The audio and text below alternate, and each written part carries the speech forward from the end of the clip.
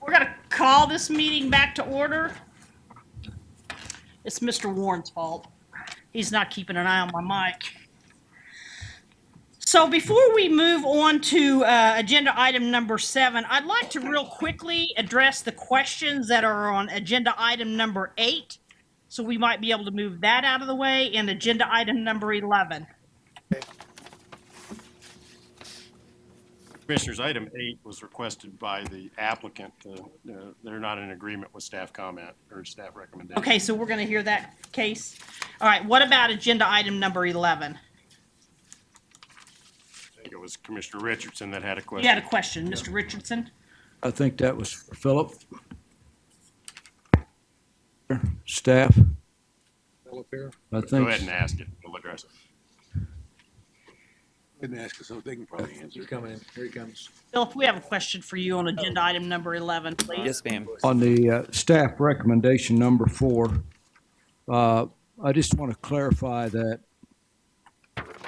what we're saying there is that he would be required to obtain a building permit. I'm assuming this was built without a building permit, or it, Correct, because if it was built with a building permit, it would have come to our attention that it was a non-conforming use. and likely that building permit will trigger the requirement to be platted.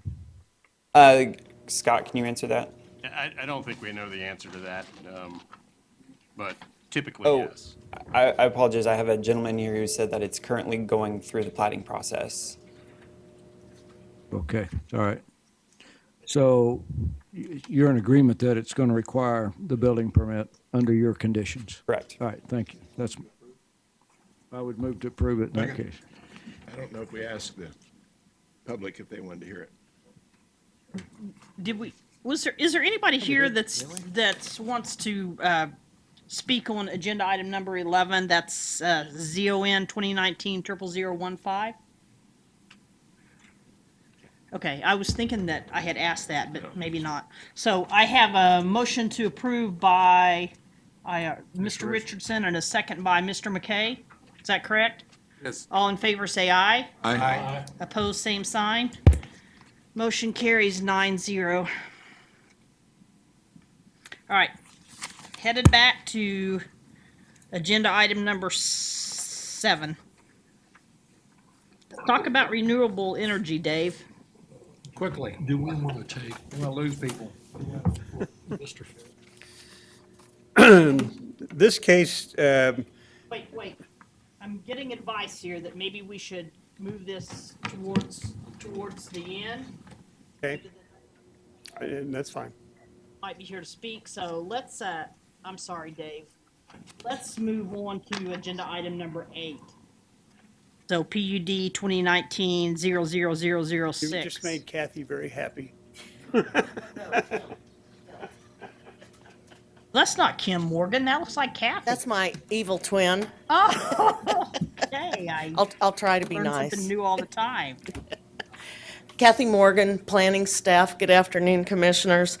PUD 2019-06 is a redevelopment plan for the old Joyland, about 57 acres down on South Hydraulic, and you can see here on the map outlined by the dark line as to how large that property is. Some of it is platted, the majority of it is unplatted, as I stated in the staff report, and there is this one little piece right here that's zoned general commercial, and everything else is single-family residential.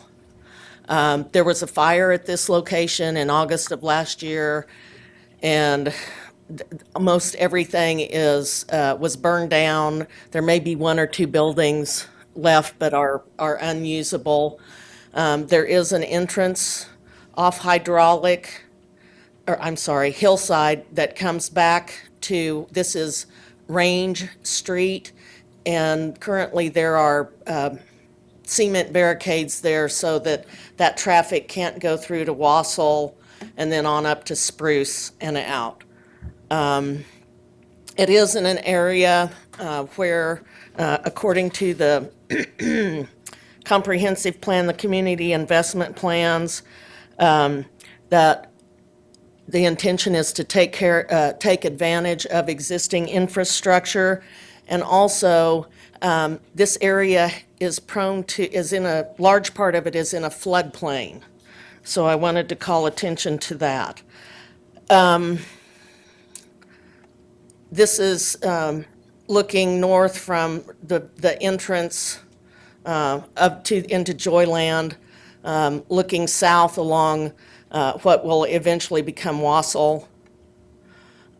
This is right in the middle of the park, looking where the majority of the buildings were that housed, right by the carousel, that type of thing.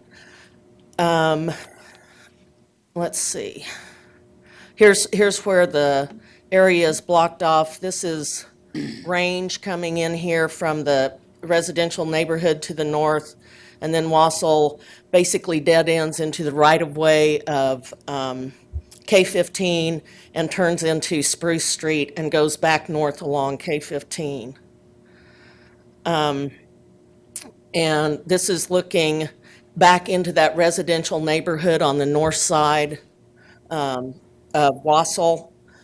There's a lot of vegetation there, a lot of mature trees, that type of thing. Oops, sorry. And then this is looking back toward Hillside neighborhood, residential neighborhood over here. This vegetation is on the site, and as you would see by your site plan or your site map, Gypsum Creek runs through there and does form a barrier, if you will, to the residential neighborhood on the south. And this is looking from the corner of Wassel and Spruce south along as you can see on the site map, along that west property line. This is the elevated, if you can see my pointer, that's the elevated Interstate 135, and then this is all part of K-15. Oops. And so in your staff report, staff made some recommendations that are in opposition to the signage in Parcel 2 signage. No problems with Parcel 3. And another condition was that the applicant would record a PUD certificate with the Register of Deeds, which is normally done with a PUD approval. So it was height issues and the number of signs. Let's see. I was thinking I had site plan. You will see that there's an entrance into Parcel 1 off Hillside, and then as you come down, there are 3 entrances into Parcel 2 at the west end of Parcel 2, and then Connemore Street allows an entrance into the Parcel 3 area. So I just wanted to point that out, and I will stand for any questions. All right, questions from the commission. The question is, Mr. Hartman. is that the only way into Parcel 3 is off of Conmore? Well, yeah, there's an existing bridge there, but I don't know that that's not a traffic bridge. Is it? I think the agent could answer that better.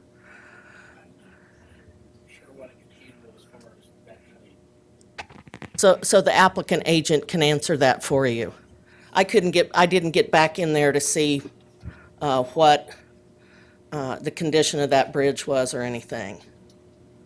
So at this time, yes, it's only Connemore Street that allows access into this Parcel 3. We have Mr. Joe Johnson, Who had questions about this? the applicant. Applicant. You think we should let him ask questions? Okay. Any other questions from the commission? All right. You'll step forward, Mr. Ferris, and state your name and address. And Is there anybody else in the audience that's wanting to speak on this particular case? Okay, thank you. All Madam right, Chairman, my name is Greg Ferris. I represent the applicant in this case. I'm going to be exceedingly brief. okay. We I need- concur I with need your everything. address, please. 144 South Bay Country Court, Wichita, Thank you. Kansas. We concur with everything that staff has said. We accept all of their recommendations. This is a very unique case. I've never had a case where we notified 469 people. That's how many notices, and you can see the opposition that we have. Nobody is here. We've met with the neighborhood, K-15 Neighborhood Association. We attended their meeting. We made a presentation. We were at DAB. We made a presentation there. We've been very well received with all the things that we're trying to do. The only issue I have, and if you'll go to your staff report, I can go through it real quick. It's on page 3 at the top. In this area right here, along here, we are asking for 2 off-site signs to be allowed. Staff has reduced that to 1. Just so you know, the sign code would allow, yes, sir. For me again, I wasn't looking at the screen. Show me It's again what you're all talking about. along, showing up here. There it is, along Parcel 2, right Okay. here. Along this stretch along here, based on the zoning, the sign code, we would be allowed 4 off-site signs. And so what we're asking for is not outside of what the zoning code will allow in general commercial zoning. So we don't believe that, staff has said that they only want 1 sign in Parcel 2. We're asking for a second one. Realistically, we probably will only build 2 signs in the whole area. The problem is that this PUD process is very onerous and expensive because of the size of the lot. If we want to change anything in the future, it'll cost him $10,000, $15,000 to make any changes. So we've asked for that, knowing that the sign company that comes in and builds a sign may restrict the number just because they don't want the competition, but we want the ability for them to have that flexibility. So we would ask that, and just so you know, the DAB agreed with us last night and found that our requests were not out of line and recommended that we would be approved. The other issue we have is the height of the sign. Again, we're asking for 55 feet, staff's asking for 45 feet. Any of you are familiar with it know that right up in this area, there's the walkway bridge that extends 29 feet high, and we need to get above that for the cross read. Again, a sign company is going to determine what that height needs to be. It may only need to be 45 feet, but if they want 46 feet or 47 feet to get the accurate reading, then we would not be able to do it. So we've asked for the additional height. It's not uncommon. I did two 60-foot signs on Kellogg. I did a 50-foot sign on Kellogg. So we're not asking for anything that's out of character with what's been approved in the past. So we would ask that in that Parcel 2, that we're okay with the off-site sign at 45 feet, but the on-site signs, we want 2, and we want them to be able to be 50 feet tall, 55 feet tall.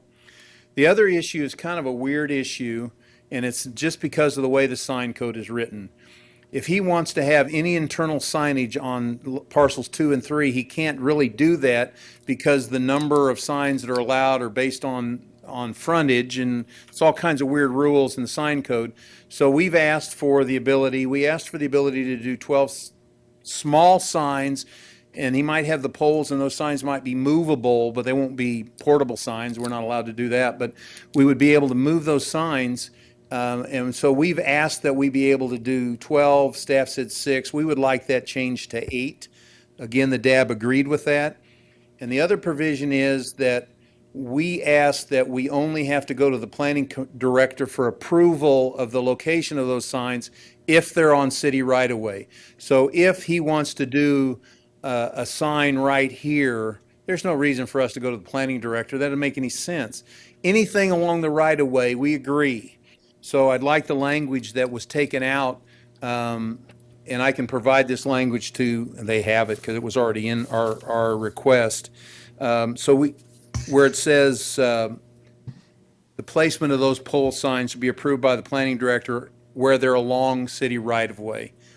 The other last and final issue was the number of signs in parcel 3. Those smaller signs, 150 square foot maximum signs, 20-foot height maximum.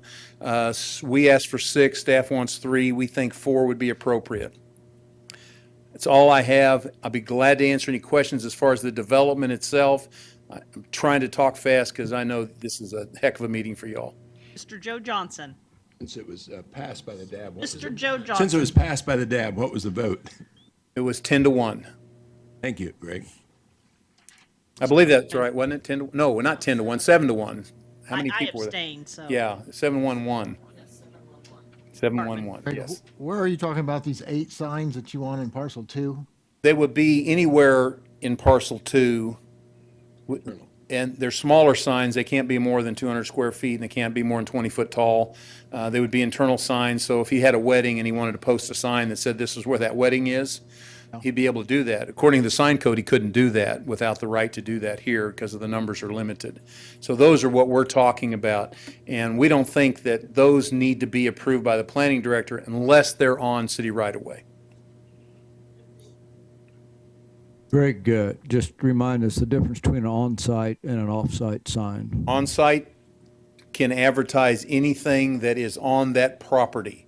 Off-site would be what your typical, you call a billboard, where you're advertising things that aren't on there and you're selling those ads. So review for us, let's just take the off-site signs for a minute. If you'd go through again what you're requesting on parcels 2 and 3 and what the staff had recommended, would you please? Parcel 2, we requested 2 to be 55 feet because of the elevation of the highway. And what's the length along there? Just, our drawing is pretty small. It's Yeah, pretty hard to Logan, do you see. remember what that was? I believe it was 970 feet. Okay, and then. Because we had to go across that line to get to the 1,000 feet for the other 2 signs. So what the idea was is there might be one, boy, I'm having trouble with this pointer today, one in here, and then an off-site sign here that would be static, not a digital, because the state doesn't allow digital signs within 1,000 feet. And you might have one, where is that pointer? There it is. Down in here. And then one down here that's a shorter, and we agreed with the height, the shorter sign here that would be static, be a one-side reader, and it had to be a certain distance from that neighborhood, and I can't remember, it was 150 feet, I believe, from that neighborhood. So on parcel 2, you want 2, the staff wants 1. Parcel 3 is, 2, and staff agreed with 2. and they agreed with 2. We didn't have a problem with it. The only thing in staff, the only thing we're asking in parcel 3 to be different was we wanted 4 of the smaller signs instead of 3, and we wanted the ability, if they're not going to be on right-of-way, to just place them as we needed them. Other questions from the commission? And the height difference on which ones? Would be on the 2 off-site signs on parcel 2. You want additional 10 feet. Correct. And the reality is they probably will be more like 49, 50, 51 feet based on what our elevations were of the highway. We don't know that exactly, and we want the sign company to have flexibility. They don't build them any taller than they should because it gets really expensive. That extra 5, 10 feet, if it's not needed for visibility, gets very, very expensive. Other questions from the commission? All right, thank you, Mr. Ferris. Thank you very much. Wait, Mr. Florence has a question. You have so many, you are allowed so many off-site signs in a mile. Do you know how many is within that 0. mile? 0 so far? Because until we zone this, there wouldn't be enough zoning. Well, there would be zoning for 1. There would be enough for 1, so, but there aren't any that I know of. There's no signs in that mile, is there, Craig? Yeah, it's on the other side of the mile. Yes, that's on the other side of the mile. Well, but it still counts as that mile. No, it's on the other side of The 31st highway, Street. but it still counts as. No, because we're north of 31st. Everything south of 31st doesn't count. There was one approved. Is that one on Cornejo's property? But that's on K-15, No. and this is a, Before I left the city, we approved one on the north side of 31st Street. I'd have to look at that. There may be one then, and in this area, in that mile, you're allowed 5. Okay. And you gotta have so much distance in between. 360 feet. Okay, Mr. Warren? You have a Greg, question? again, just, you're wanting 2 off-site signs not to exceed 55 foot, 4 smaller signs On parcel 3 on parcel 3, and 8 on parcel 2. 8 on. And we want staff to have to approve any signs only if they're along city right-of-way. On those smaller signs. Obviously, we have to get sign permits, so they're gonna have to be approved anyway, but not by the planning director. That'd just be the sign permit process. Thank you. Mr. Richardson? Yeah, deal. Staff, could you, On how this is a change and how you feel that would work? Well, I mean, I think our recommendation is coming from the fact that the heights aren't needed to be visible from K-15 in particular, but also from 135. Additionally, we don't think 4 billboards we think it's excessive in this location. The applicant has already stated that they aren't going to do 4 billboards. He's indicated that the process for adjusting this is going to be onerous. However, the language in the PUD says that the changes to the sign plan can be approved by administrative adjustment. Are you okay with that? Yes. Okay. other questions? Okay. Is there anybody from the, there is somebody from the audience that would like to speak on this case. If you'll state your name and address, and you have 3 minutes. Hi, my name is Crystal Dozier. I'm at 215 North Parkwood Lane. I'm actually speaking today as city archaeologist from Wichita State University, where I am an assistant professor in the anthropology department. I just wanted to make a statement because I received an inquiry from a member of the public about whether there was going to be any archaeological investigations done on this site prior to development. I have reviewed this area, and although it is unplatted, WSU did do a survey at some point of this area and did not find any sites of prehistoric archaeological interest. Also, it is unlikely, with consultation with Dr. J. Price and Dr. David Hughes, that any of the existing structures are eligible for the National Register of Historic Places. So legally, there is not any need for any kind of archaeological investigation. That being said, if the contractor or developer has any interest in public archaeology or public history, I'd be happy to talk and develop a program that would work within your development scheme. Thank you. Any questions from the commission? Okay, thank you very much. Is there anybody else from the audience that would like to speak on this case? Okay, seeing none. Mr. Joe Johnson, did you have a question? Just waiting to make a motion. Well, I just wanted to ask, Mr. Ferris, do you want your rebuttal time? Okay, thank you. Mr. Joe Johnson. Hold on, Greg, but I don't always agree with Greg Ferris, but I would certainly like to make a motion that we approve based on the requests that he made. Second. Okay, I have a motion and a second to approve this application. Motion by Mr. Joe Johnson, second by Mr. Dool. Any other discussion? Seeing none, all in favor say, We're talking about 4 off-site signs now. Right? Aye. all in favor say aye. Aye. Opposed, same sign. Okay, motion carries 9-0. You bet, thank you. Okay, so let's head on to agenda item, let's see, I've lost, wait, 9? Yep. Agenda item number 9, PUD 2019-00007. And we have Dave up here. Well, it was something that somebody wanted to hear. Yes. Madam Chair, this request is concerning the property. Let me get the staff report so I know what I'm looking at.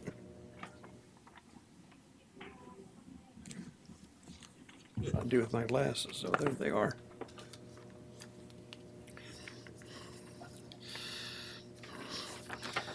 Okay, this is at 914 and 924 West Douglas.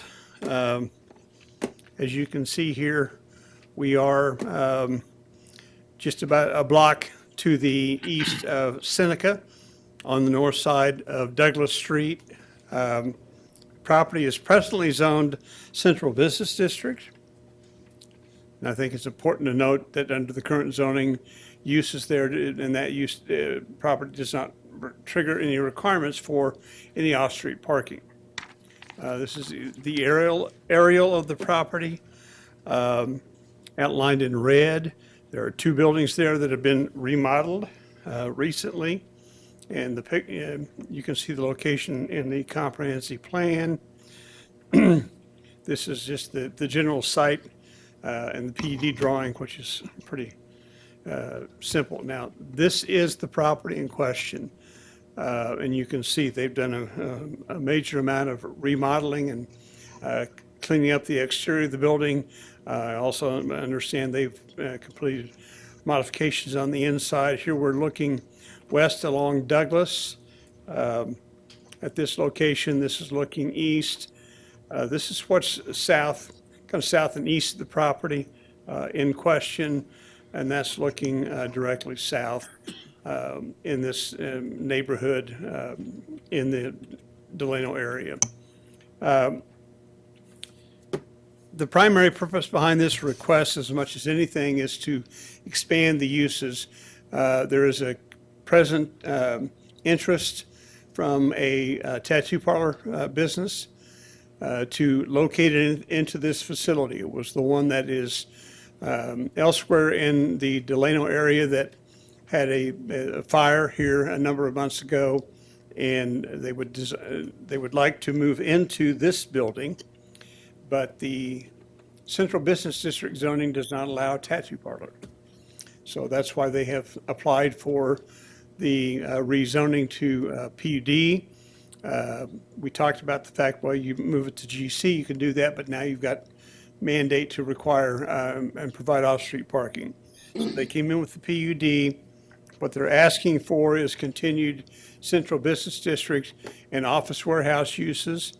The recommendation was to approve that change to PUD. However, we changed some of the language. If you'll recall, the PUD we did a month or so ago on East Douglas, it was that was the marketplace proposal. We took that same language in terms of restriction of uses and applied it here. And I think the agent has got some issues that they'd like to talk with respect to that. But with respect to this request, we are simply saying yes to the proposed rezoning to PUD, subject to the modifications outlined in the staff report. And the biggest change was to expand the uses. So, and the office warehouse district would allow the tattoo parlor. So, any questions of the staff, our planning commission? Questions, Mr. Richardson? So what is it that allows the tattoo parlor? It's the office warehouse use? It's they're allowed in the office warehouse district. And then the proposed uses are those with supplemental conditions. I'm not clear what that means. Well, it's poorly. I think that the intention was to say anything that could otherwise be done with a conditional use would also be allowed. And if you want to tweak that language, we did not dwell on that when it came through. We were more concerned with the list of things that we were not allowing to happen within that location that otherwise would occur in the CBD, and kind of overlook that. Yeah, So I don't know, it was a staff question here. Can we even pass something that says you're automatically granted a conditional use?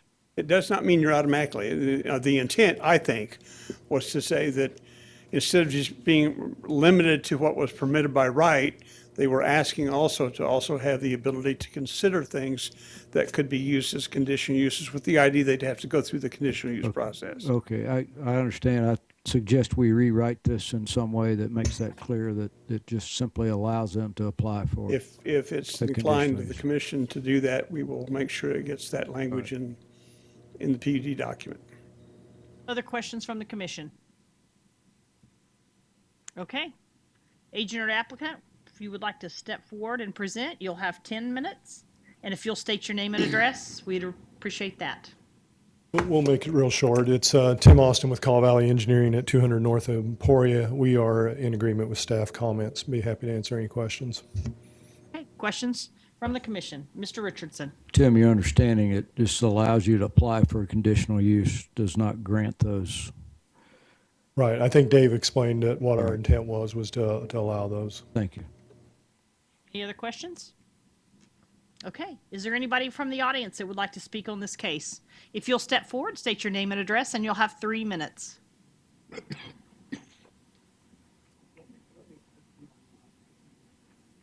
Show. Oh, I'm not, no, sorry. No. Okay, my name is Lynn Ziegler. I and my husband own 910 West Douglas, which is right next door to these people. The problem that I have, well, it's not really a problem. I don't mind the tattoo parlor going into the next door. My problem is we are the only building that has parking. We have parking behind my small beauty shop. We are being inundated with people wanting to buy our building for nothing. They want to park in our parking. They want to, in fact, they do park in the parking. And it's getting to the point where my husband's ladies and him cannot park behind our own little building. Now, there is an alley there, and I do not own that alley. That alley is owned from the north end to the next to First Street by the city vacated it or whatever you call it. But it's getting kind of funny in the fact that we're getting phone calls, we're getting letters on the front door with tape. We are getting people asking us, "Will you sell your building?" And my whole problem comes down to this, and the reason I'm here and have sat here for, I don't know how long Long time. 1:30, okay, it says address parking issues. I want to know where you're going to put more parking. We don't get to use the front because the people on both sides of us use them, which we don't complain because it's open parking. I can't go down and say, ticket that person because they're parked in the street in front of our shop. But I'm getting real tired of them parking in our little bitty lot for our patrons. And really, the reason I'm here is I want to know what are you guys going to do about the parking down there? We got a bar behind us now that they park in there, and we have a person that's around that area that tells us that there's at least 5 cars parked behind there from the bar every weekend. Well, we're not there. That's no big deal. But during the day, I don't know what we're supposed to do. And I just would like somebody to understand that you're not making any parking down there. And I'm the only one, I guess, from this gentleman over here. I mean, he pulled it up for me because I was beginning to think we were just going to have to move. And he said, no, you're the only one with a parking lot. Okay. Ma'am, your time is up. Okay. But does anybody want to address her parking question? Dale, you want to address Scott? You want to address her question about parking? Sure. So the parking, right now, there's 2 things going on. One, the city is undertaking a study of downtown parking, including Delano. And that is going to be coming out, I believe, in July with some recommendations about how to address the parking, both in downtown and in Delano. Now, these are long-range recommendations. They're not quick fixes. The second thing that is going on is that there's the Delano neighborhood plan, and it also has conversations about parking and is looking at some options to provide some district-wide parking at the Lawrence Dumont site. Thank you. Mr. Joe Johnson. Do you have your parking lot posted? Yes, we do, and they really nicely put another beauty shop at the end of the block there, and a lady, it was a funny story. My husband has a lady that has gone to him for 50 years, okay? And she went outside, and a gal with the beauty shop stuff got out, and she started walking away, and my husband's patron said, "Where are you going?" And I guess they got into it out there. A 90-year-old woman got into it out there. And she says, "Well, it says beauty shop parking." And so now I guess I need to get a sign that says, the address. And then I still don't think they're going to pay any attention to it. Well, And then I really have. I've been thinking about, well, I'll put the 910 West Douglas on the back of the building and get me a big sign in. I mean, I don't know what to do except that, man, parking down there is bad. how many cars have you had towed away? Well, shall I be truthful about this? My husband will not fight with those people. If anybody's going to have anybody parked or pulled away, it's going to be me. And if it keeps getting worse, I'm going to take my little lounge chair down there and I'll sit there all afternoon or all day with my magazines and books. And when they park there, I'll just call the police. And the police, we got the letter from the police. We have the right signs up there, but they're not paying any attention to them. Yeah, I thought about That's pretty charging them. frustrating. Yes, yes. Have a good working relationship with the tenants that are going in there that you're fighting for parking with? Are you, Well, actually, it's Mike Skanga, and I don't know what the other gentleman, yeah, Tim. Okay, they've worked with us. What's happened is you guys took the parking out for the Lawrence Dumont Stadium, okay? And all of a sudden, everybody's panicking. And I mean, I'll bet he's having troubles too. I would almost bet you the same amount, a bunch of money, because everybody's scooching down yeah. and they're wanting to buy these buildings. And then they want, Mike has made since we moved in 1980, he has wanted to buy our building and tear it down and make a whole parking lot. And I mean, so we're not moving. Yeah, I'm on the opposite side of Douglas. I have the I same know where problem, and you I've talked are. to my I've been neighbors. to your shop. Yeah. And so sometimes I just had to work out a working relationship where they had to develop a reputation with their customers out of respect for you. And I don't know if something like that's possible, but Well, just a we're suggestion. like I said, it's not these guys that Yeah. are giving us trouble.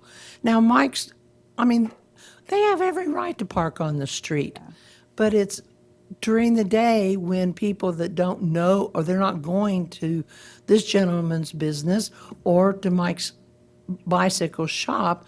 It's not those, it's people that are not familiar with the area. And there's a parking place, there's a parking lot right back there in that little building. We're just going to go back there. Okay, we've got to move on. So, any other questions from the commission? All right, thank you very much. Can I ask what happens now?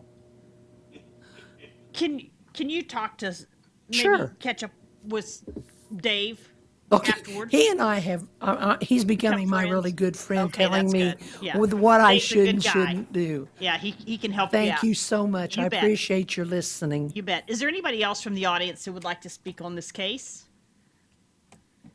Okay, if not, agent or applicant, would you like a 2-minute rebuttal? No? Okay, we'll bring it back to the commission for action. Move approval. Second.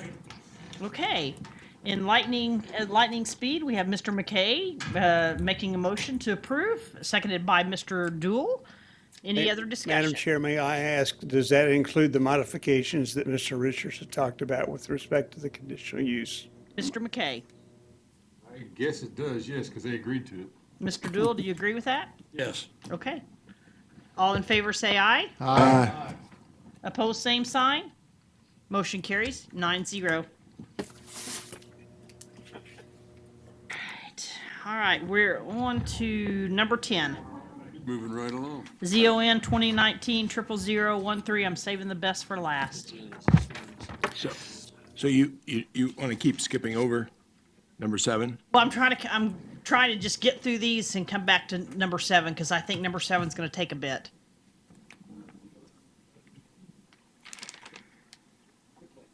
Go ahead, Philip. Okay. Good afternoon again, Philip Zevenbergen, planning staff.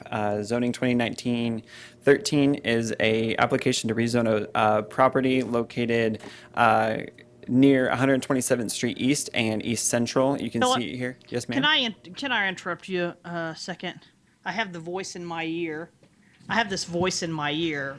I'm just wondering whether it actually needs to be heard, or were there specific questions that we could address directly and maybe. There were members of the shortcut? audience who would like to hear this case. Yeah, that's what I thought. Carry on.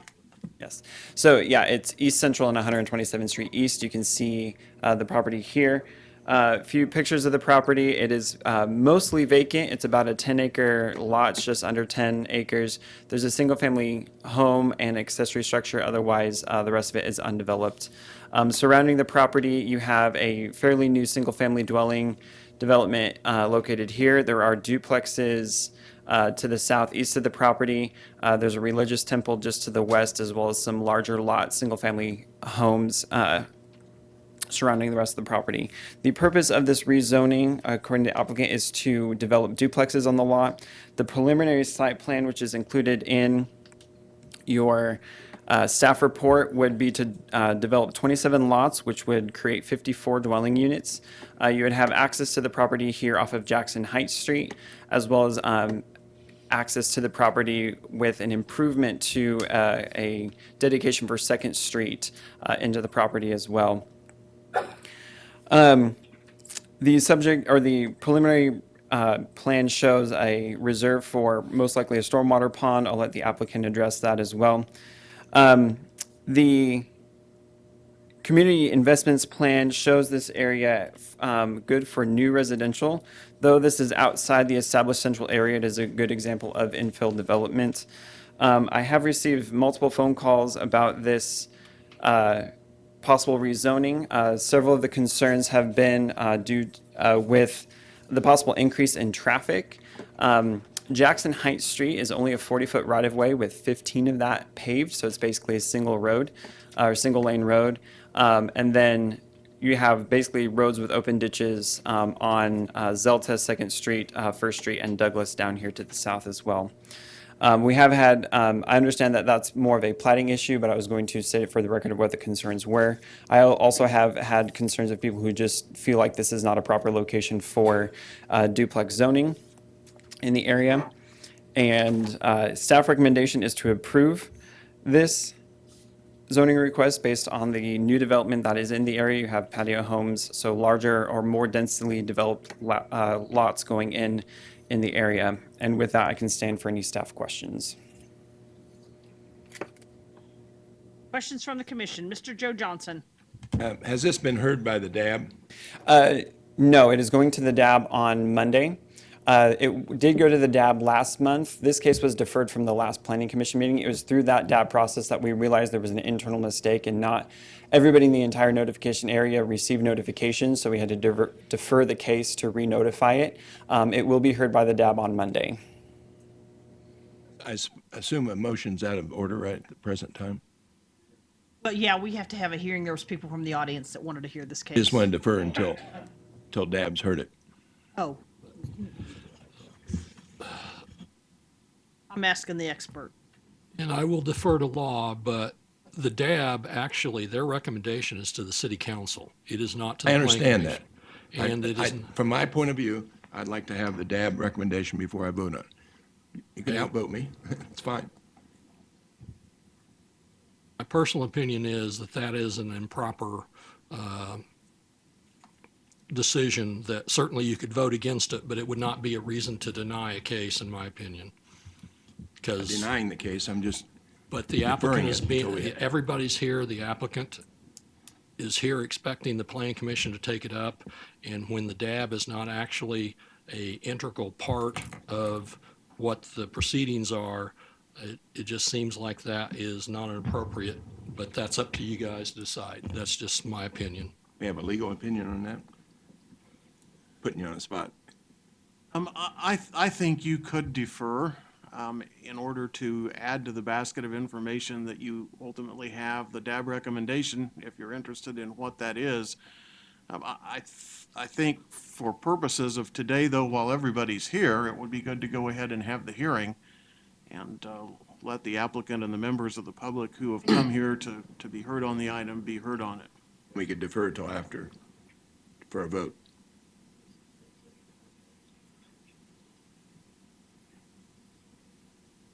In here. Neighbors have Newell. been notified. Well, I would just say, in theory, I agree with you, Joe, on that, but we've had a number of cases come up where, because of our scheduling, the DAB meetings don't necessarily match up with that. And, if we do it here, we set a precedent for the future. There's only one DAB that meets twice. The rest of them, we try and get it in front, but it doesn't work out all the time.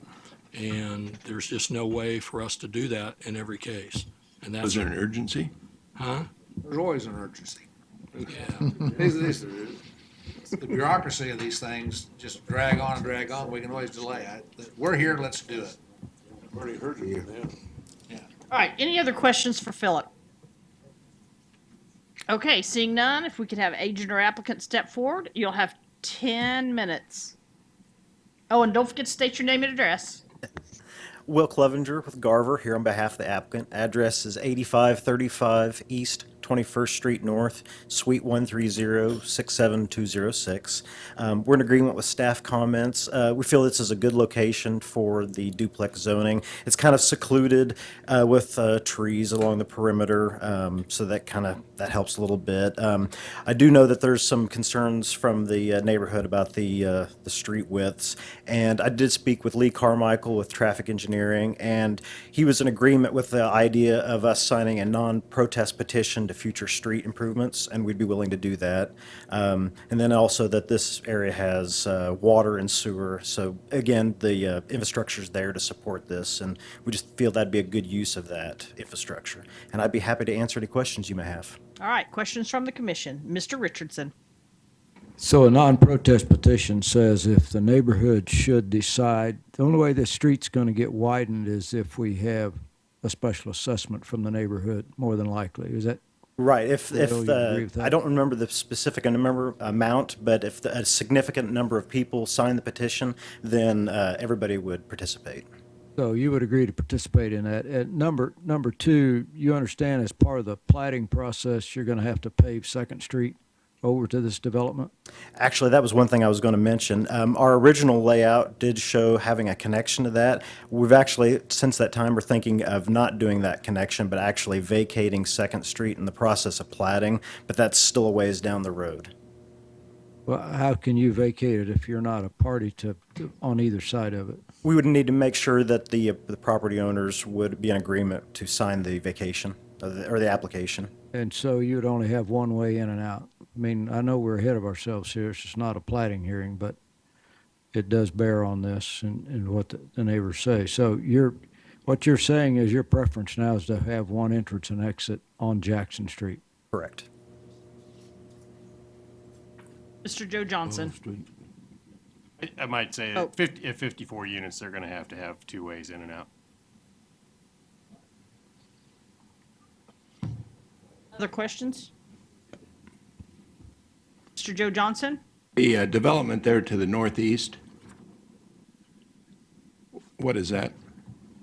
This one is single family, and down to the southeast is two family from this development. Those fairly new homes to the northeast? When I was out there visiting the site, not all of the lots are even constructed yet, or not all the homes on those lots are constructed. The ones that are there are new? It's a mixed bag. You got commercial on Central, you got mobile homes just to the south, you got older homes mixed in, and then you got some really nice new neighborhoods. It's a hodgepodge of all kinds of housing. Any other questions from the commission? Okay. Thank you. Any members of the audience want to speak on this case? If you'll step forward, state your name and address, and you have 3 minutes. All right, I'm John Greenstreet, 384 Jackson Heights, and I'm the developer of the addition of the new homes immediately to the, let's see if I can get this thing to work. Whoop, I lost something. Oh, anyway.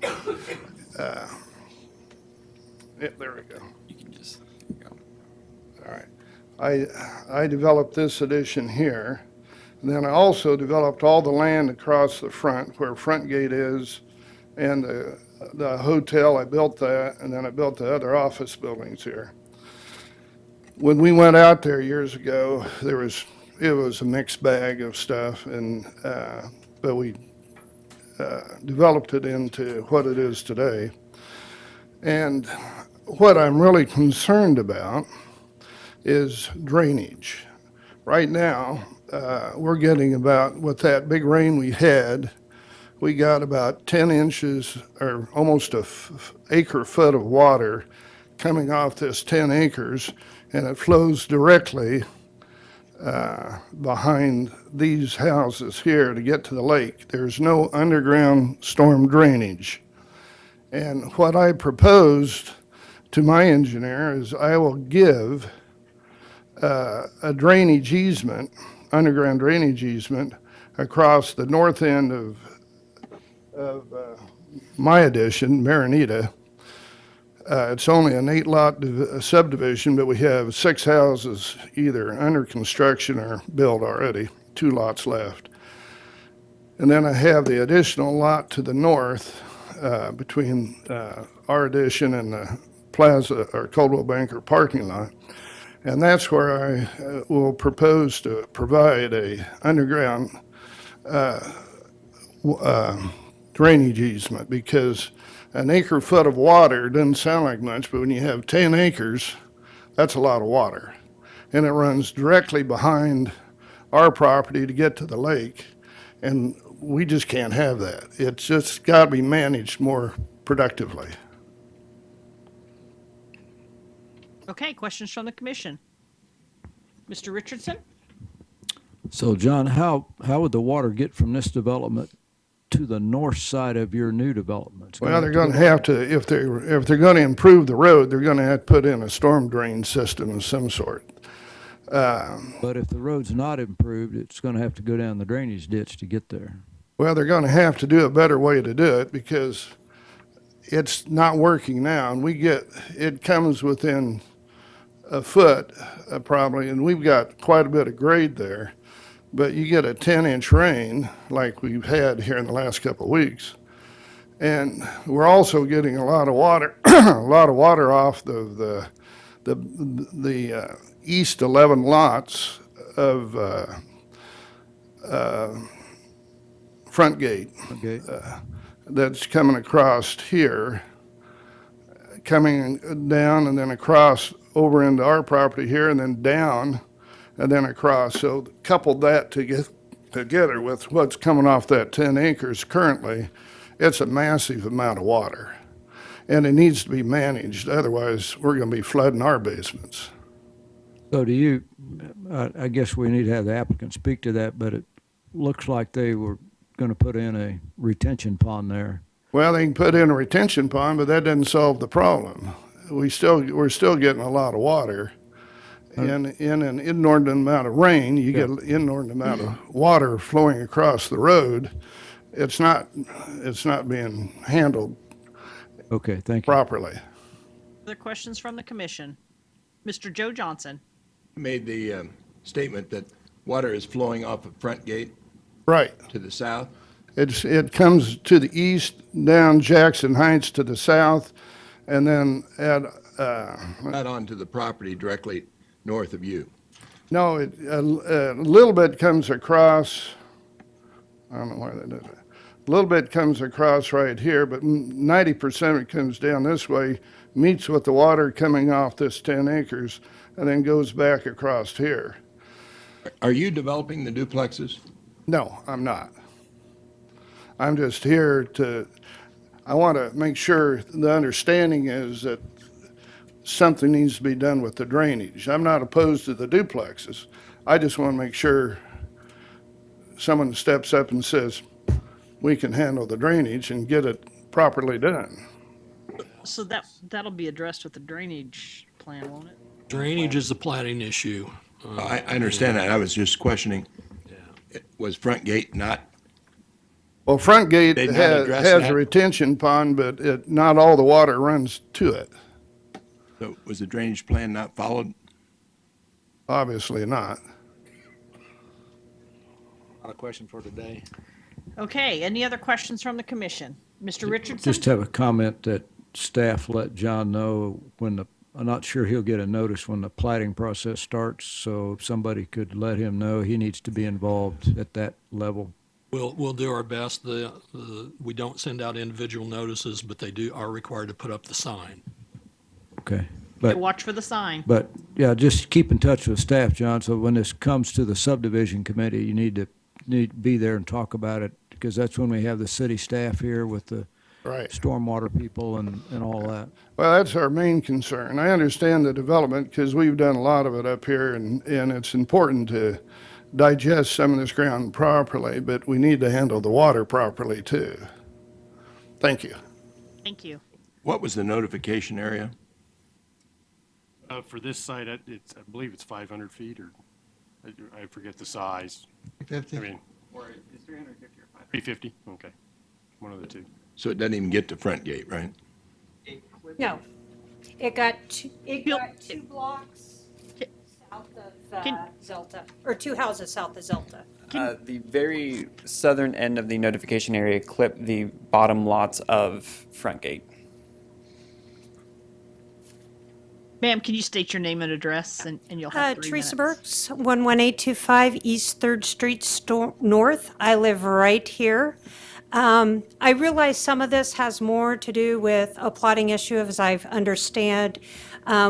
Most of the people in the neighborhood would like to see this stay single family. The reason we would like this to stay single family, this neighborhood right in here has been here for 40 years. This street is a gravel road that they threw some asphalt on, so it is not a proper road designed for heavy traffic. This road here, if I walk down that with my dogs, and I have one dog on each leash and I have 6-foot leashes, I have dogs in ditches on both sides of the street. The ditch is very minimal, so if I have to get over because a car's coming down the road, because there are no sidewalks in our area, so the only place I have to walk is in the street, then I have to be in the ditch. We have a lot of new young families in this neighborhood. These new young families like to ride their bikes, they like to walk. There is absolutely no way that, sorry, I lost my pointer, that Jackson Heights can handle 27 duplexes, 54 families, potentially 110 cars down this road twice a day. Right here, I would ask you to go look at that section. I apologize, I didn't submit pictures. It's 12 foot wide, and on one side of the road is a creek, and the other's the back of these houses. They cannot widen that up in order for traffic to adequately get in and out on to Central from Jackson Heights. This road, they can. This is this gentleman's private road, and it is stated private road. I actually had a picture I didn't bring. There was a vehicle parked right here, and you could barely get around it going around the corner because the streets are that narrow. So the community concern is that these streets are very narrow. Now, they kind of did this to make it look like it's totally empty. Right over here at 127th and Central, there is a brand-new apartment complex. Actually, it's a few years old, and they just put in a brand-new apartment complex right here on Douglas that's going to hold about 1,000 people. Douglas is in horrible disrepair. We have beach traffic going up and down it. We have temple traffic going up and down our roads. It's become almost already an unsafe place for families to walk and enjoy their neighborhood. So we would really like to see this stay a single-family road, and don't let them fool you. There's no way they can do this without opening up Second Street. And nobody on Second Street or Elson, which is going to receive a ton of that traffic, has been notified about this information. And it's just a real hazard to our community. We've Ma'am, had, your time is up. okay, but we've moved here for large lots and single-family residences. If we wanted to live in the inner city, we would have moved there. Thank you. Questions from the commission? Okay, thank you. Anybody else from the audience that would like to speak on this case? If you'll step forward, state your name and address, you'll have 3 minutes.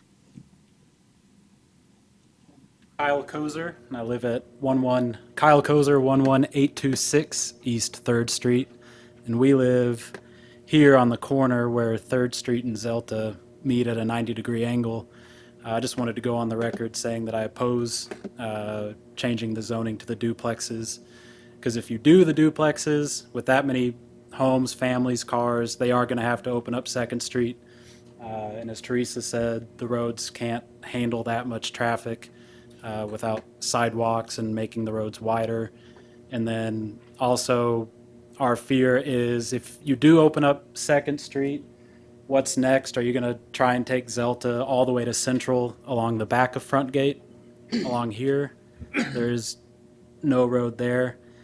And also one of the reasons that I purchased a home in this area is we may not be zoned rural development, but we have that rural feel. All the lots are half-acre lots, big mature trees, nice and quiet, low traffic.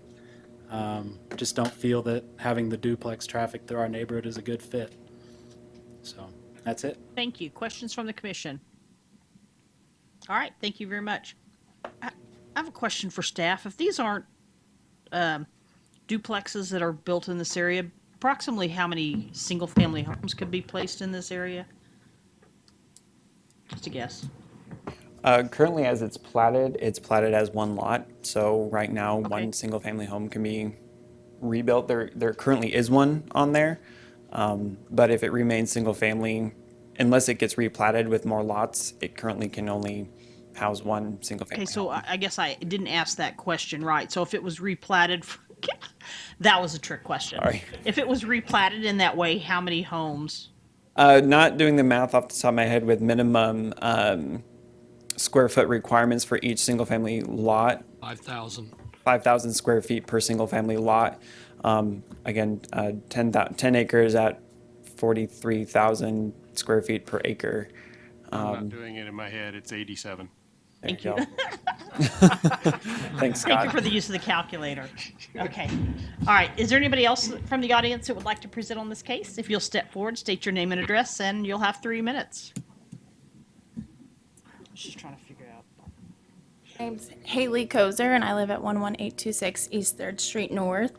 I agree with what was said before me. I just wanted to point out the Hindu temple gets a lot of traffic in our neighborhood, and we're nervous that if you connect those streets, it's going to create more traffic, and we already feel unsafe walking because people speed down these streets, and there's no speed signs, there's no slow downs, there's nothing, and we just are concerned of the traffic mostly. And like my husband said, we want to live kind of in a rural type feel, and that's why we live here.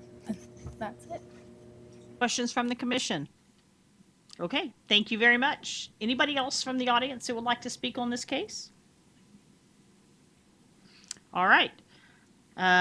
We have a 2-minute rebuttal. You want your rebuttal? No? No rebuttal. Okay. Then I will bring it back to the commission for action. Mr. McKay? I didn't see anywhere in here where the street on the east of this property, which is a county road, county design road, was a requirement to be improved. I know you can't go straight north because the gentleman has a private drive to the north. The street, the drainage, the utility extensions, all of that is considered at the time of platting. The reason I'm asking the question, the gentleman, the presenter said they would sign a non-compete petition when the street was done. That's probably never going to happen on this street because of the people didn't want to That's the applicant's offer is that. That's not exactly perhaps what staff will recommend when the plat is submitted to you. Well, if you look at this, there's an S that comes off just east of that condo project. It's called Jackson Heights. Somebody made the comment, you can't enlarge it. There's a creek on one side and houses on the other side. That's to county standards. And that road goes all the way to Douglas, county standards. That's right. So, I think we got got a different problem. You got a different problem, 'cause Than it's- approving with this, 'cause Yeah. if we approve this, it's liable to be killed because the plan. It's gonna be a problem either way, whether it goes single family, because you could go in with small lots, or you go in with duplex.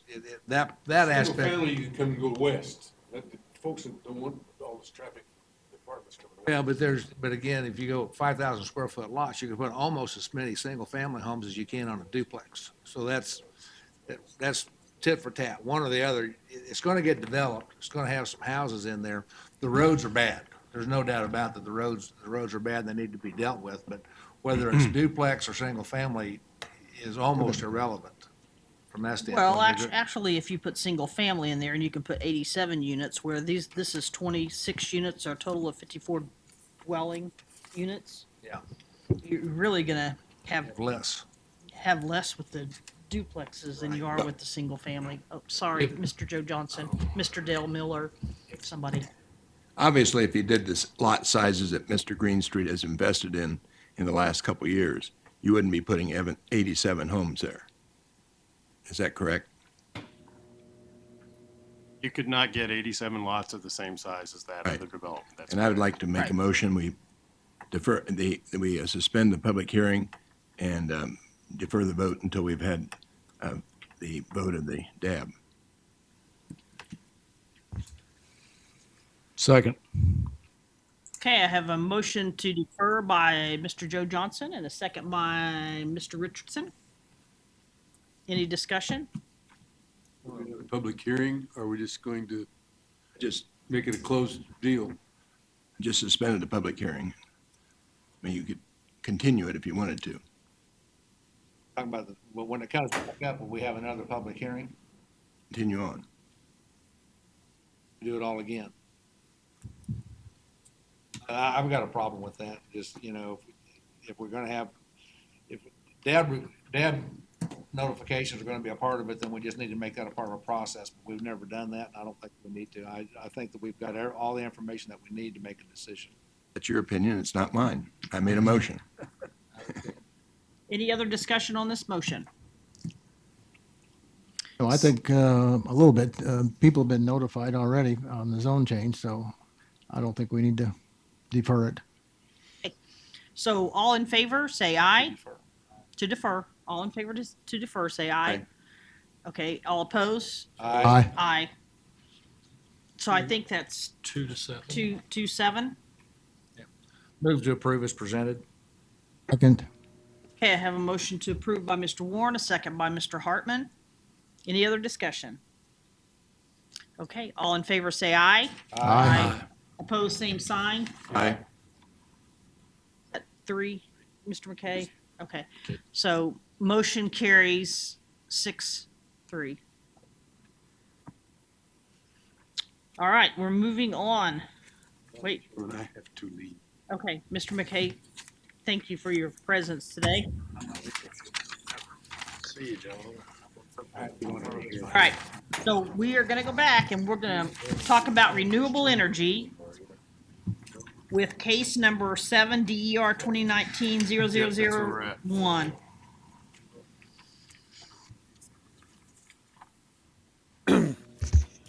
Madam Chair, members of the commission, I will keep this as brief as I can. Start off by telling those that were not here earlier this morning, Advanced Plans did review and consider these amendments. The recommendation of Advanced Plans was to recommend the proposed amendments to the zoning regulations with respect to broad renewable energy and solar, but was to recommend, they recommended that the standards be modified to prohibit wind energy development within the rural part of the county, and that will be part of the presentation. Let me give you a brief summary of where we are on this.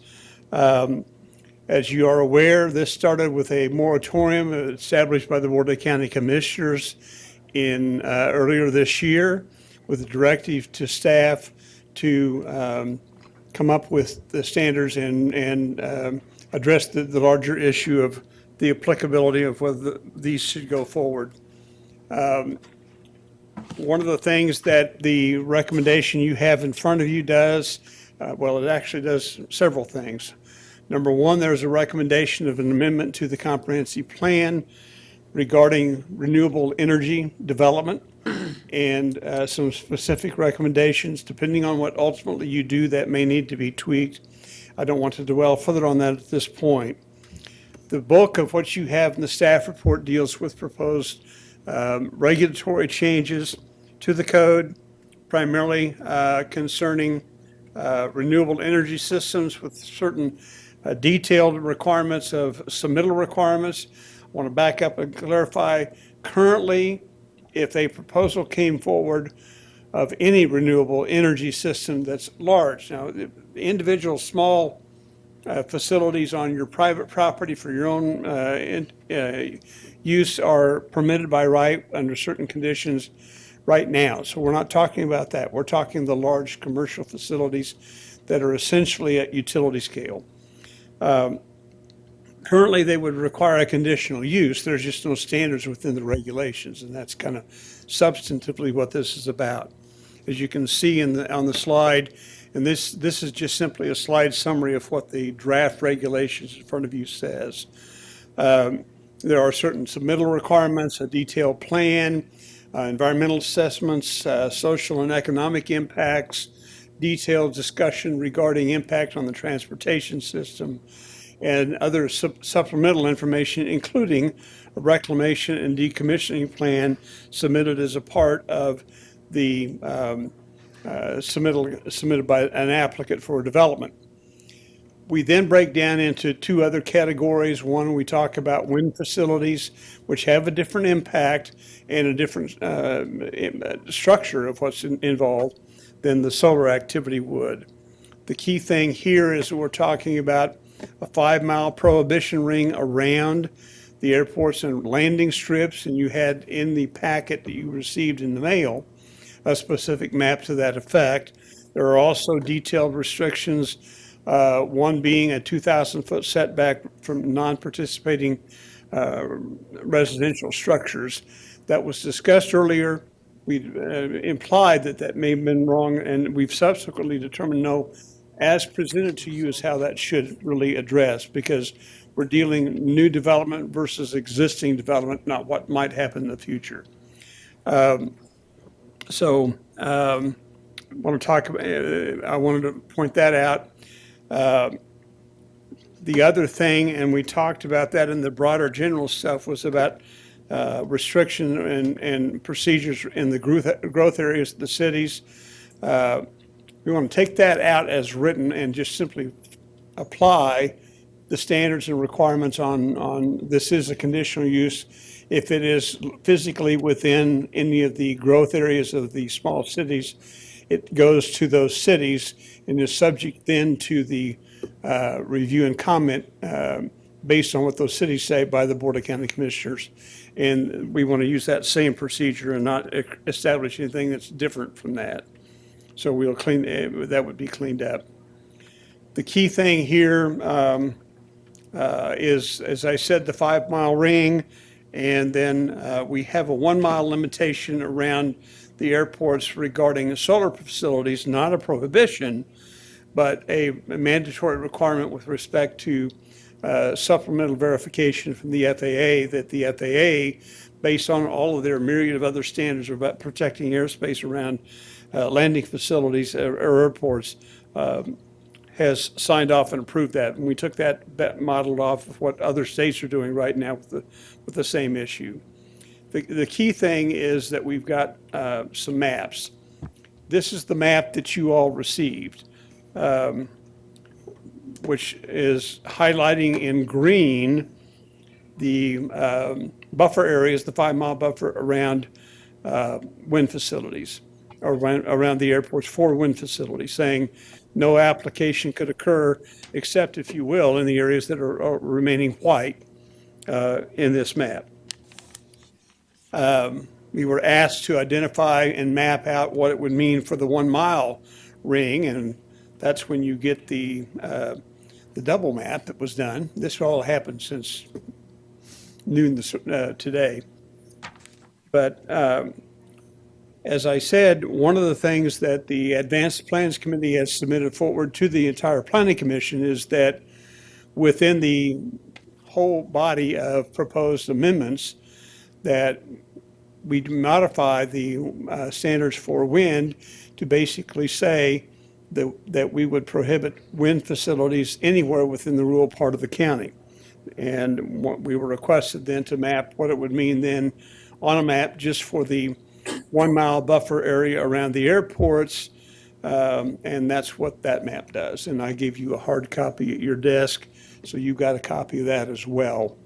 And all this is doing is showing in blue the area around the existing airport facilities in the county, that if any wind or any solar project was presented in this area, it would have to be supplemented and provided documentation that the FAA has in fact also signed off and said that that facility would be acceptable within those areas. That's what, so those are the standards. As I said, the Advanced Plans Committee has recommended to the entire Planning Commission that we move forward with the amendments, with the exception that it would be a prohibition for wind development within the rural part of the county.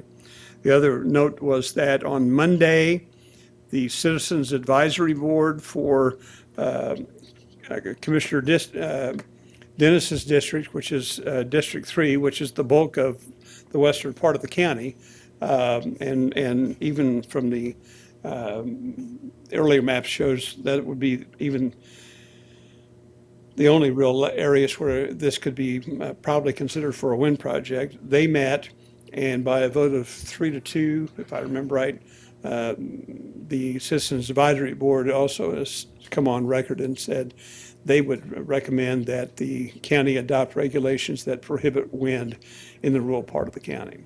So that's a summary of what's happened today, including these modifications that were made this morning. So we got a handful of folks here that still want to speak.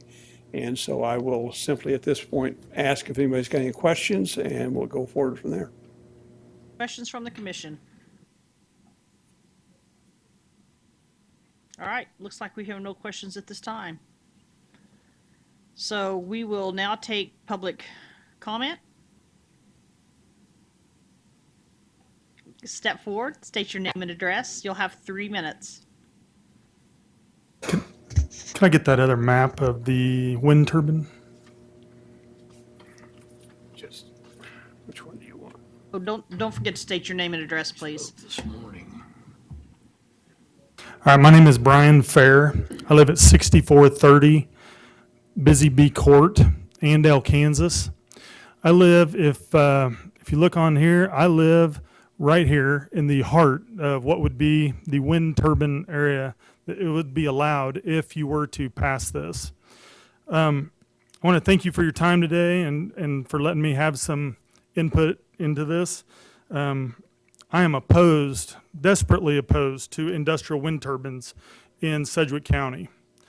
I have several reasons why, and I just want to go through those. The first one, they are an eyesore. They just really are. Nobody that has spent hundreds of thousands of dollars on land, homes, and all the improvements that go along with that in the rural part of the county wants this in their backyard. They're loud. These things are huge. They're 550 feet tall. That's higher than any building here in Wichita. And they throw shadow flicker on neighbors that have, that are unsuspecting. They don't have any input into it. They would have the shadow that goes across their house every however often that rotor goes by their house. They will drive down construction of homes in the area. If a wind farm is built, no developer in his right mind is going to spend the time and money to try and build homes in these areas. This would be a losing proposition from the beginning. These are also to drive families from these areas, which will stop growth in our schools and virtually stop growth in that part of the county that you'd be putting these up in. The financial benefits of these wind turbines is minimal when compared to the financial benefits of homes and families and companies thriving in these areas, and the views that would be lost due to these turbines. Property rights are a must when considering these industrial wind turbines. Why should I have to live with the downsides of these monstrosities that I don't get any benefit from? If, for some unforeseeable reason, you were to allow these wind turbines in Sedgwick County, there are several things that would be a must to have done. You'd have to have a decommissioning fund set up in escrow ahead of time that the county could control to ensure that there's a plan to take these things down once they're not in use any longer. Second, there should be minimum setbacks from the property line of 2,500 feet of non-participant landowners. There should be minimum setbacks of 2 miles from any city limit so that we don't have restriction of growth from that town down the road. There should be no shadow flicker ever of any kind at any time on non-participating landowners' homes, ever. There should be no flashing red lights that illuminate the whole countryside at night. There is a place for industrial wind farms, and I'm not against them. In fact, I am for them in the right place. Sedgwick County is not the right place. I've lived in Sedgwick County for all of my 50 years, short of 4 years when I went to college. I love it here. We have great people, great cities, great communities, and we also have great rural areas that are and will be inevitably be grown into by our communities. I got 1 second. Can I get 1 more minute, please, then? I have 10 seconds, actually. You can have 10 seconds. I'm watching the clock, and that's what I'm. Well, they delayed starting it, and so. That's not on me. I'm just trying to finish my sentence here. So why would we even consider letting a company come into our communities and limit that growth by installing these in our communities? All right, thank you. Thank you. Question, Mr. Joe Johnson. You're opposed to the wind, but I assume you're okay with the solar?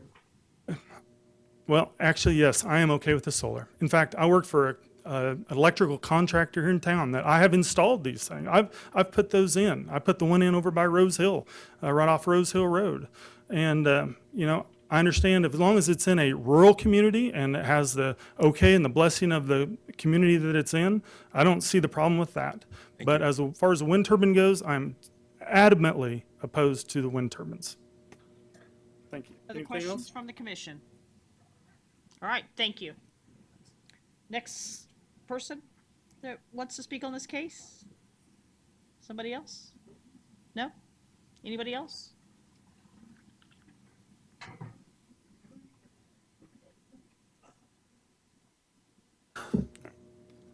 Philip Frazier, 2806 West Driftwood Circle, Wichita, Kansas, 67204.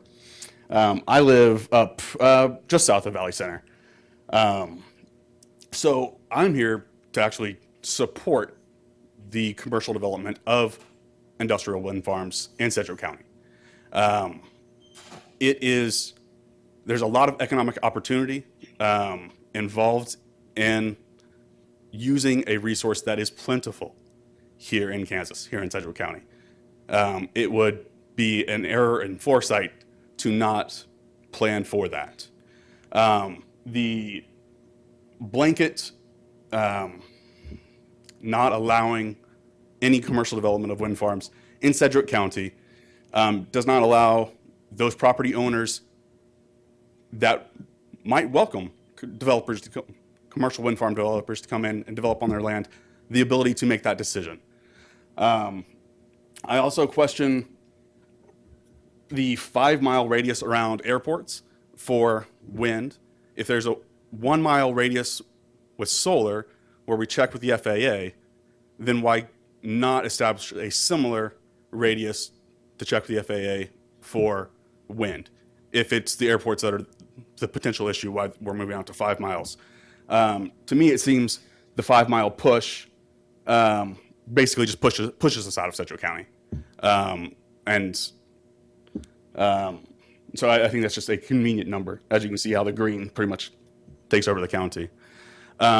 So I guess I've addressed the, questionable 5 mile thing, the economic impact and why we would not have the foresight to try to take advantage of that.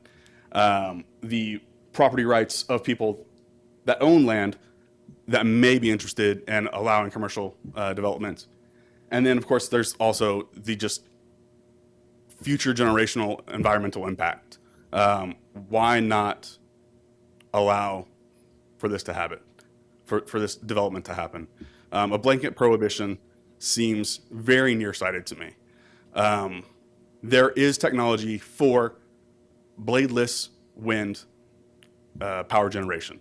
And I believe, as I understand it, that would not be allowed under the current recommendation, the blanket prohibition.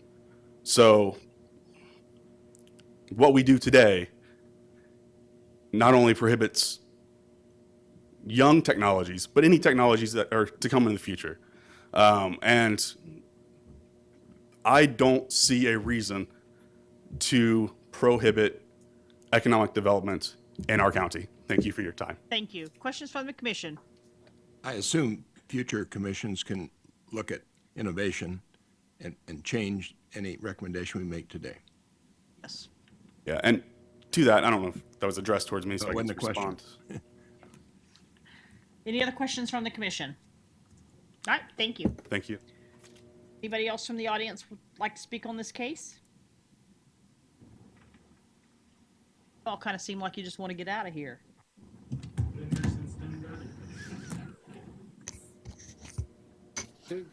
Hi, my name is Darcy Gray, and I live in Andale, 605 Countryside in Andale. And thank you for setting aside this time for comment, although after being here since 1:30, that is a little disappointing. I know there are several people who wanted to be here, but being that it's during the workday, I would encourage allowing a time for people, working families, to make their voices heard in the future. I would encourage setbacks from towns. I'm not real familiar with this map, but I think that Mount Hope and Andale deserve to be protected as well. And I would encourage at least 5 mile buffer zones from towns, schools, not just airports, state parks, Cheney State Park, which gets up to 500,000 visitors per year, according to the Kansas Department of Wildlife and Parks. They told me that when I called them myself. And there's a lot of things that I've learned about in the past 6 months about a massive wind farm that's potentially been in the works for up to a decade, which is just coming to light, and a lot of people in my area are learning about. Just some things that don't make sense to me. It's called the Pretty Prairie Wind Energy Center. It's not near Pretty Prairie. 80 plus turbines, each 500 feet tall, which is taller than the Epic Center or the Statue of Liberty. They're not using Siemens, which is a global wind turbine manufacturer in Reno County.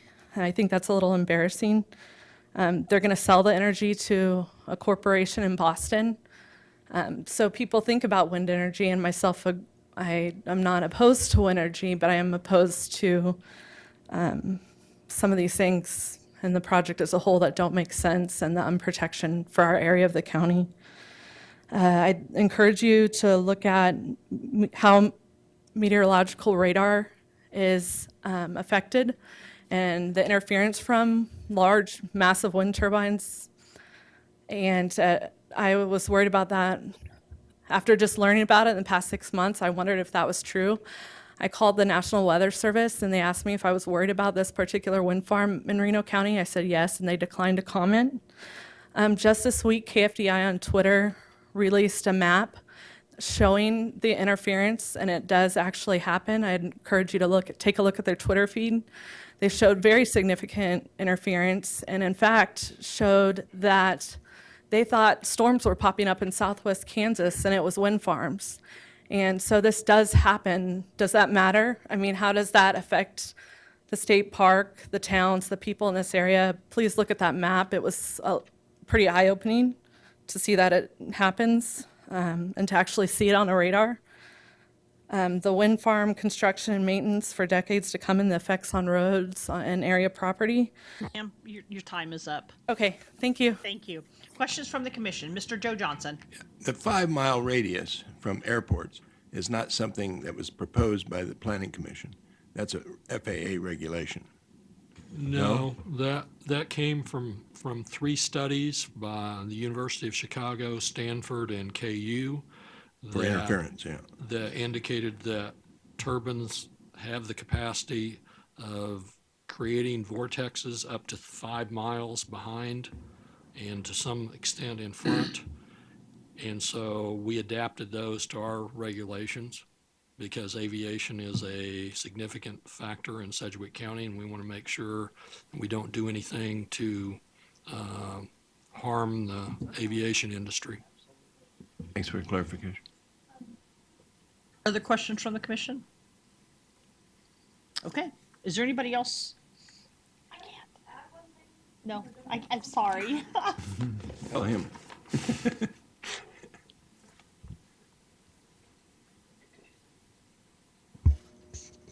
Hello, my name's Wayne Mans. I live at 14918 East Maple Grove. That's Mount Hope, but I actually live in Reno County, a quarter mile into Reno County, so right across the county line.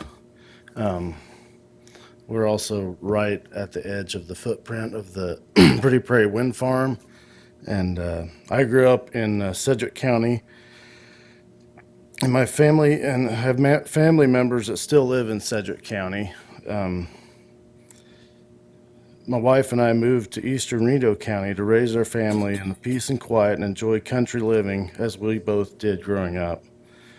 Ever since we learned of the possibility of a wind farm being built near our home, it has become a nightmare.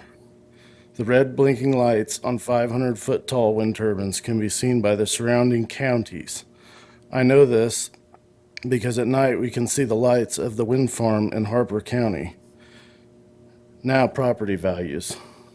There are studies that show that wind farms negatively affect property values from 20 to 60%, depending on placement.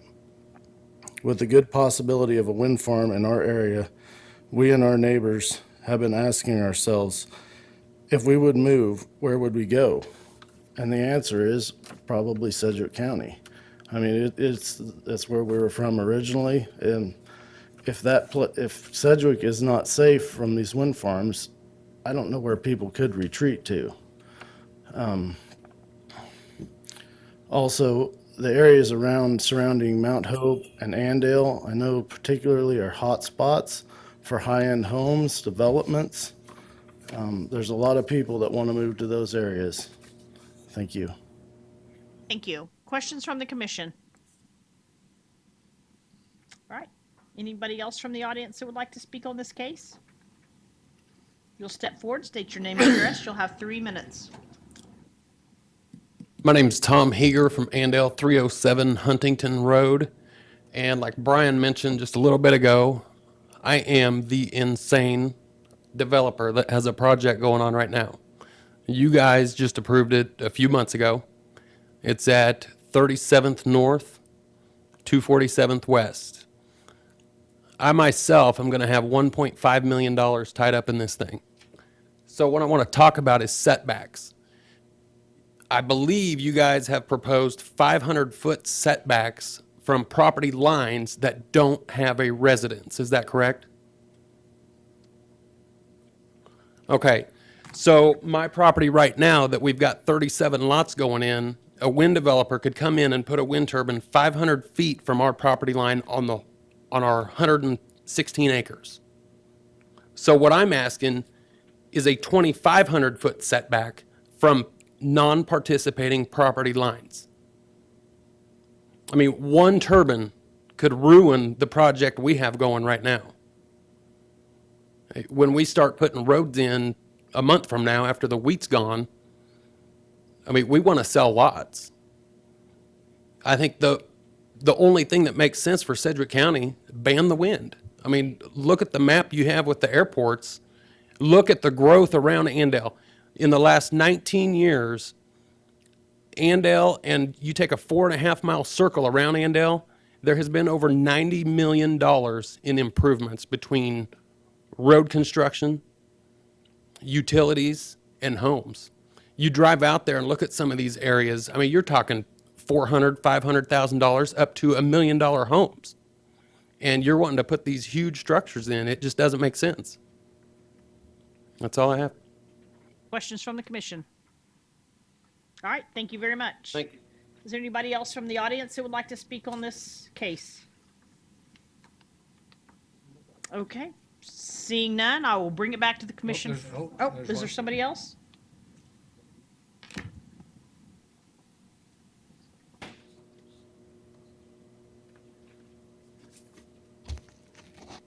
My name is Catherine Heeger. I live at 15200 East Maple Grove Road, which is essentially, if I can find the mouse, right here in this corner. We've known about the wind farm coming in Reno County for probably a good year and a half now. We've fought vociferously against it, and the idea of it coming towards the side of the county where the most growth is along the 96 corridor and the current developments out there. My brother-in-law has a development going. I know there's one directly north of my home. There are several just in the outlying areas from Andale and Mount Hope. Both are growing communities, particularly along the 96 corridor, as I mentioned. If the setbacks are too prohibitive at 2,500 feet, the area is too populated to support or even think about putting a wind farm in. I think the metrics for ours would be 30 million, in Reno County would be $30 million, or $27 million over 30 years. That's just $1 million a year, and that's not even considering that the lifespan of these things is only 12 to 15 years at 11% efficiency. They are not a benefit to anybody. They have paltry payments to the landowners, and they're inflating their numbers by saying that everybody's going to spend their money in town. Most of the landowners are absentee. Their payments, in my opinion, probably aren't that great. $4,000 to $5,000 to sell at your neighbors create strife and just horrible conditions for everybody else. It's just not worth it, in my opinion. This area of the county is growing, and it will continue to grow if these are not put in. We moved out here 15 years ago to raise our families, as many of my neighbors and community members have. We did not plan on this. We would not have chosen this area had this been a possibility 15 years ago. I thank you for your time and your consideration in this. And as I said earlier, if the setbacks of 2,000 feet from a property line or structure which would prohibit use of your personal property are too prohibitive, the area is too populated. Thank you. Questions from the commission? Mr. Duell. Yes, sir. Ready to make a motion. Oh, I just need to make sure that there's nobody else from the audience that wants to speak on this.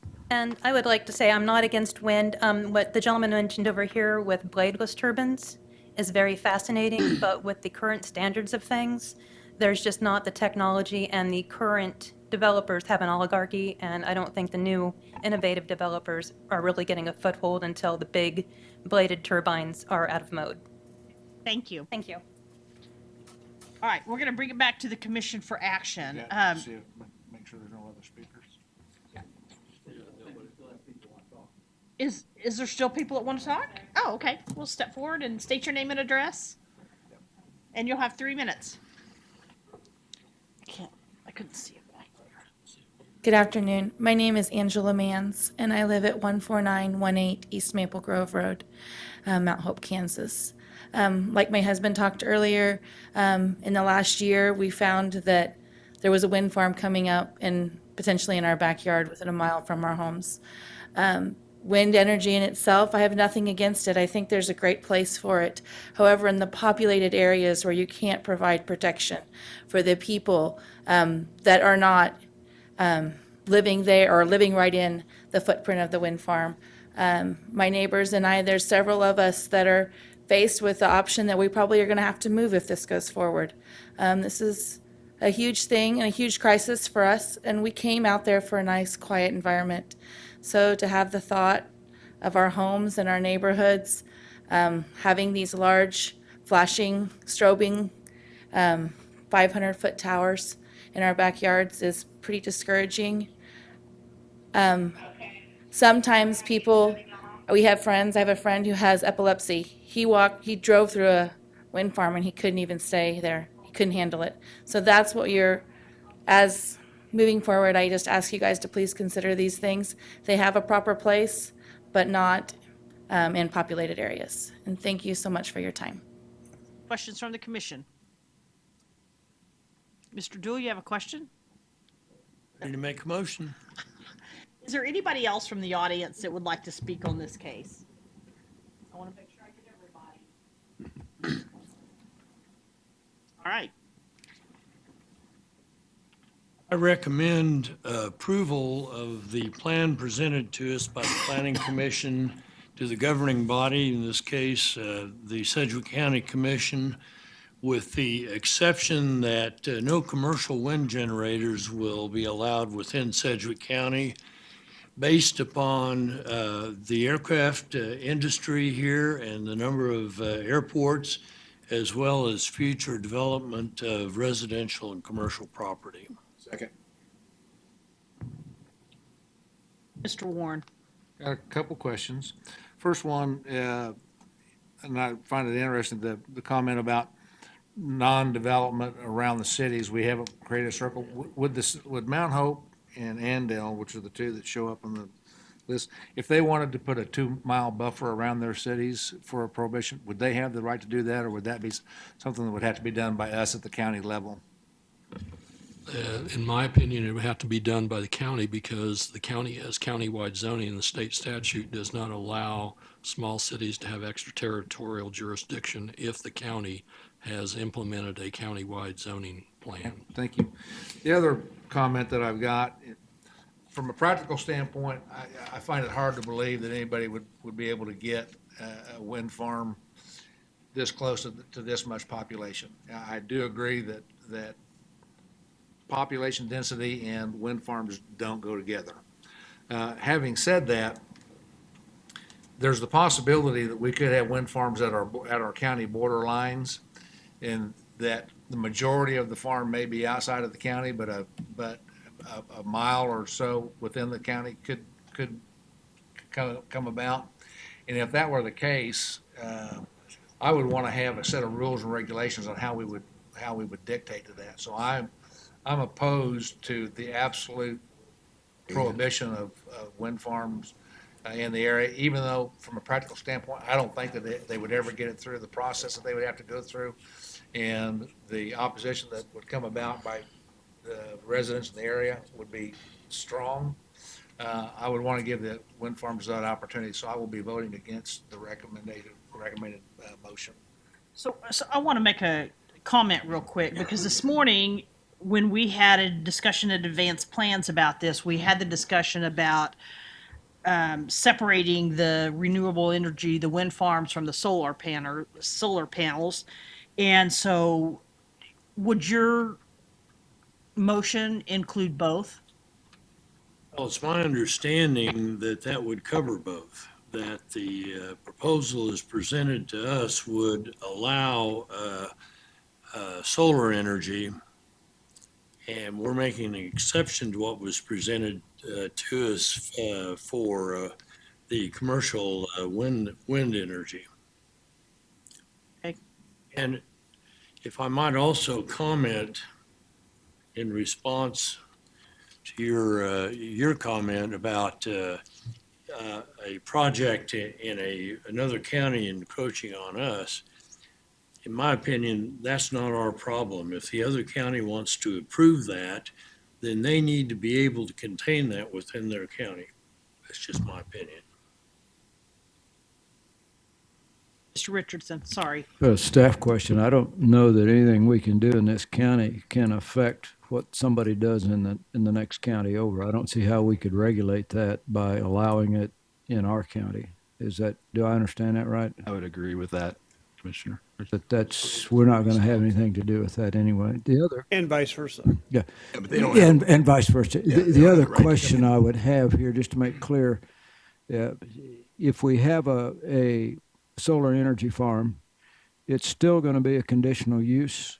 Then Yes. we'll have to, because one of my concerns is that we state a number of studies here that need to be done for a solar farm. What we don't state is what's the criteria that comes out of that study, would it or not be approved? And I guess my answer is we look at that as a conditional use when we see it, and we would deal with it at that time. That was my concern, that we don't have enough detail here, but if it will always be a conditional use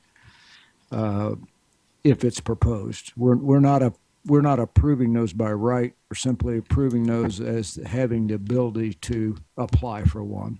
Right, they would be treated as utility majors and require conditional use in all circumstance. And whatever studies are presented, the Planning Commission and the governing body would be able to interpret that as best they can.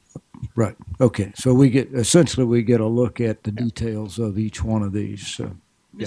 Okay. Mr. Warren? Just a point of clarification on my comments, that would be that our rules and regulations would only apply to the portion of the project that lied within our county. I wouldn't try to pass rules that would go beyond what we're doing in the other county areas. Just if there was a project that split the county line, anything within our county would follow our rules. Okay, any other discussion on this motion? Okay, seeing none, all in favor say aye. Aye. Opposed, same sign. Aye. Okay, so motion carries 6-2. 6-2. I guess I did want to get a point of clarification on the motion. Was that motion on the zoning code provision specifically? Because we do need to, there's two portions to this. There's the code, the text amendment, and that's what I thought your motion applied to. And then as we discussed this morning, there would need to be a second motion to address the comprehensive plan policy statements. And because we're down to a quorum, that's going to require a unanimous vote on the policy statements. If it's a majority of the planning commission as a whole to amend the comprehensive plan. Just for order, my suggestion would be maybe to restate the motion just to make clear that if it was only on the zoning code and second and vote on it just to clarify for the record. That'd be a suggestion I have if that's what it was limited to. I'd agree with that, sure. You want to Second. revote? I think you need to restate your motion is what he's asking. I don't know. He'd have to restate it if he would state on the record that the motion was intended to be for the zoning code. If the second would agree, and if you would all vote on that, I think since the motion language would already be in the record, I think that's sufficient. That's what I stated. Is that what you seconded? Is that what you seconded, Joe? Okay, the second agrees. Okay. All right. All in favor, say aye. Aye. Opposed, same sign. Aye. Aye. All right. Same vote, 6-2.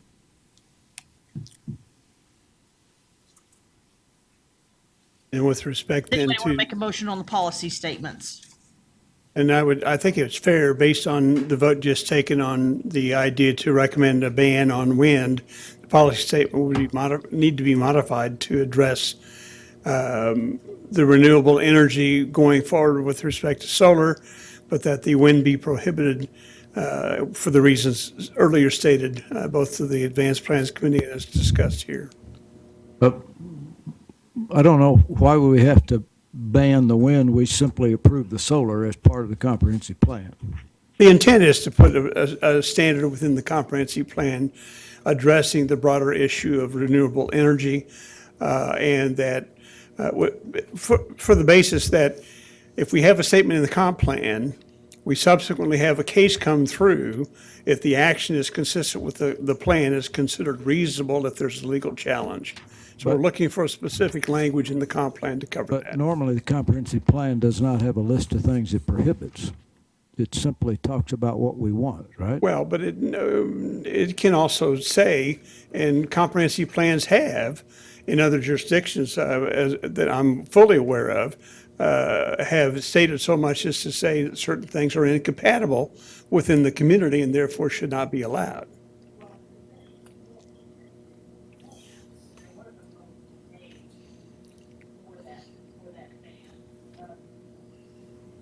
part of the comprehensive plan.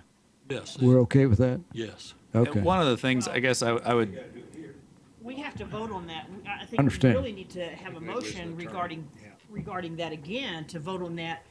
That's a second as a motion. whole, as opposed to just, That's a second motion, though. yes, that's the second motion. As a, because we just had advanced plans. Counselor wants to talk to you again. so, I think, and I will defer some to Dale on this, but I think that the suggestion from staff would probably be, I think picking up on what Dave Uriat was saying, it would be to bring the comprehensive plan amendment language back to the planning commission. I think there would be, for a future meeting, a couple bases behind that. One of which would be that the language, it would require, not just, this isn't the only reason, there's one of several, but I think it would require unanimous vote because it has to be a majority of the planning commission. So you would need you may be able to get there today, you may not. But besides that point, you also have to have, I think you should have the specific language with the plan amendments in front of you to consider.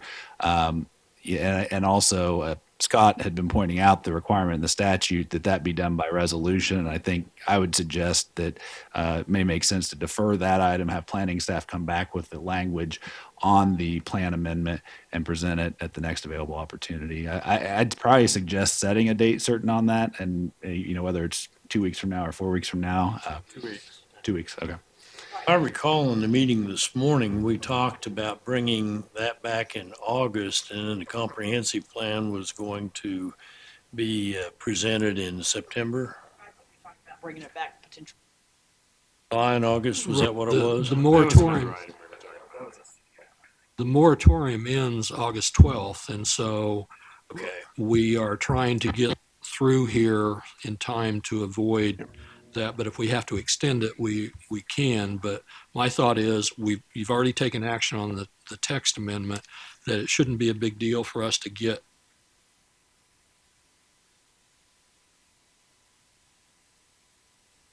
Microphone.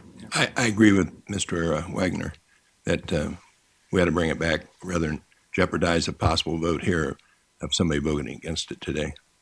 Yeah, and just to clarify, Commissioner Deal, what was scheduled to come back was the Stevens report. And then, the growth trends and the comprehensive plan review. That's what we were talking about, July and August. This case, I think we can bring the amendments on the renewable energy back to you in 2 weeks. Does that require a public hearing? No. But yes, it does, but we will continue the public Yeah, hearing. this is a continue, you just continue it, yeah.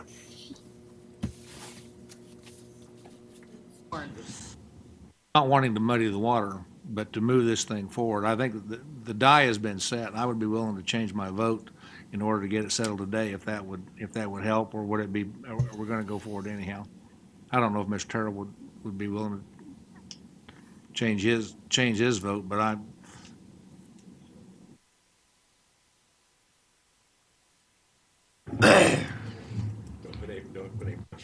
Yeah. I would suggest that, yes. Make that motion. I'll second